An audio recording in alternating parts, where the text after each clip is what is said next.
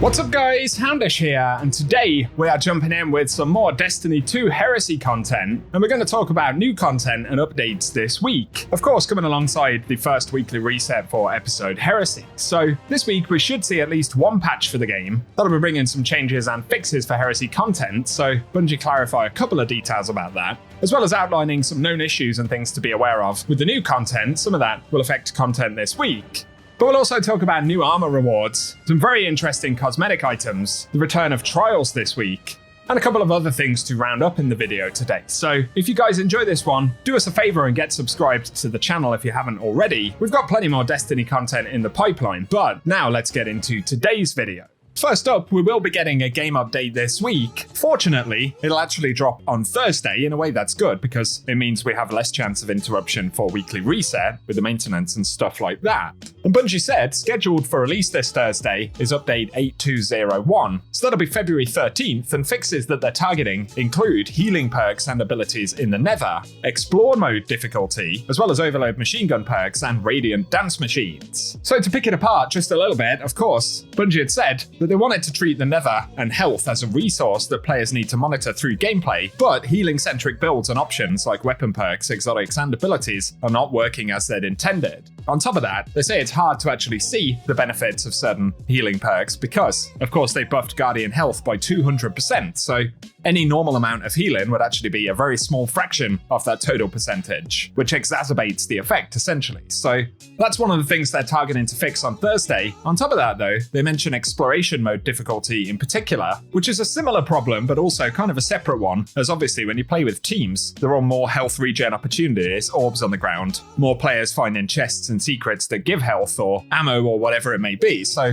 if you're running it solo, definitely I think a bit of tuning on that front may help players. The only really difficult element of the exploration mode is the health regen component. So they're going to be looking at both of those things on Thursday. They also add that they're targeting a fix for the monolithic memento fix-up to go out to players. So that wasn't dropping correctly previously from Salvation's Edge. And I think players that have completed certain runs of that should actually get a free one at the Cryptarch after the update is dropped. So I'll keep you posted about that on Thursday. And going into more detail about the Radiant Dance Machines change, Bungie say we hear feedback about it being overtuned in PvP, and they're making the following changes on Thursday. So Deadman's Tale and The Last Word have been temporarily excluded from the hipfire range and accuracy bonus. They say we will revisit these weapons in a future patch to custom tune their bonuses so that they can interact without being overly strong.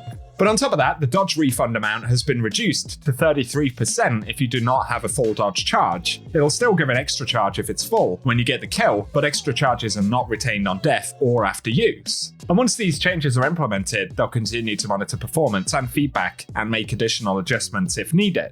And of course, all importantly, these changes will drop before Trials returns at the end of the week. So glad to see a bunch of changes coming up on Thursday, and hopefully, like I said, that means less interruption over weekly reset. Otherwise, things to be aware of. Obviously, there'll be new Heresy quest steps this week and objectives around the season content. Bungie point out the fleeting metastasized essentia that we earn by extracting materials on the Dreadnought will be lost if we don't clear the active combat area.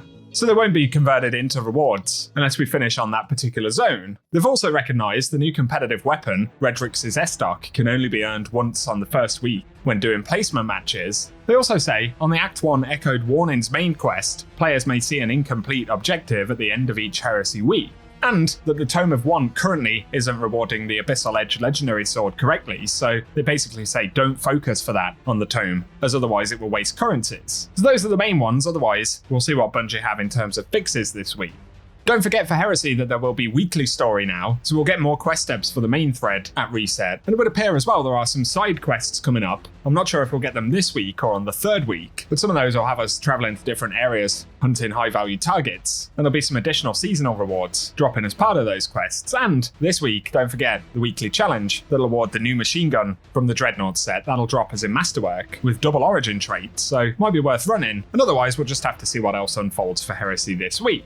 Another thing that I wanted to point out right here, in relation to episode content in particular, doesn't necessarily link to the reset, but I made a video yesterday about the redirection perk, as this got a buff which Bungie actually didn't announce in the patch notes. I wanted to amplify it again in this video because it's actually now a very strong perk, and because players don't know that it's been buffed, it might be that you just delete weapons that have redirection, but it's worth paying attention to, as now when you kill a red bar enemy, you get 2 redirection stacks. Previously, that was just 1. You can, however, stack it up to 30 times, and then basically when you hit a yellow bar or a boss tier enemy, you'll get a damage bonus from redirection. Every round that you shoot or strike on a sword, for instance, will actually get a 100% damage buff from that redirection stack. So it's actually seen a really big buff, and the enhanced version actually uses less stacks in order to get the damage bonus. And it basically gives you a significant magazine of very high damage rounds. So in terms of new things this episode, the Abyssal Edge Sword, which is a wave frame, can roll it, and that's very strong with that roll. You can see some of the gameplay here. You can also get it on corrective measure from the Vault of Glass, and otherwise, it's on a bunch of primary weapons, even the wave frame grenade launcher from Ghosts of the Deep,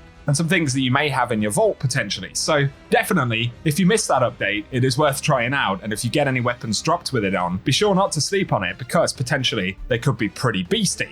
A final mention here, but on Friday, Trials is going to return for the first time in the episode, and this time it's a relatively big deal because Bungie have made very significant changes to the way that matches work, but also the cards for Trials, Flawless, go into the Lighthouse, and all players will be able to do that for additional rewards now. So again, I've gone into those specific changes in quite a lot of detail in separate videos, but for rewards, some new Flawless chest rewards include the Ghost Shell here, which is pretty interesting, and the Exotic Ship, which has got some really cool animations. Plus, there'll be an exotic sparrow and the brand new armor. So some fairly juicy drops there, and let us know if you'll be interested to check out those changes when Trials returns. Otherwise, guys, I'll keep you up to date with additional info through the week, so keep it locked and loaded here on the channel. If you've enjoyed the video, a rating below really does help us out as well. Otherwise, I very much appreciate you all tuning in, and I hope you guys have an awesome day.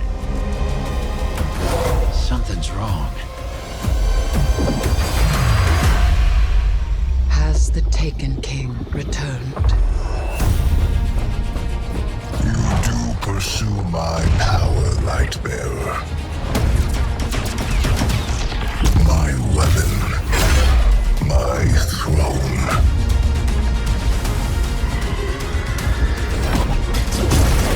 My dreadnought tests you, Guardian Knife.